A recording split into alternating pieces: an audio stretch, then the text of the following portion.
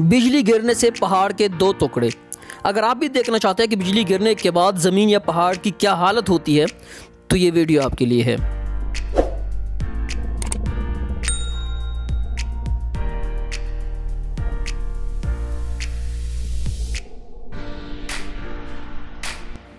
जी, ये वाक़या सऊदी अरब में 2 दिन पहले पेश आया और उसकी वीडियो काफ़ी ज़्यादा वायरल हो गई। आप वीडियो देख सकते हैं कि लाइट या बिजली गिरने के बाद वहाँ की सिचुएशन क्या है। जो पहाड़ है बिल्कुल रेज़ा रेज़ा हो चुका है और पत्थर टुकड़े टुकड़े हो चुके हैं। ऐसा लग रहा है जैसे कोई बहुत बड़ा मिसाइल गिरा हुआ।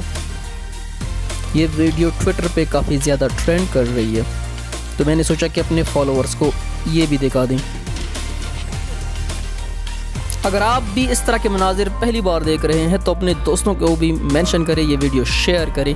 अगर चैनल पे नए आए हैं तो हमारे चैनल को सब्सक्राइब कर लें और साथ में बेल आइकन प्रेस कर लें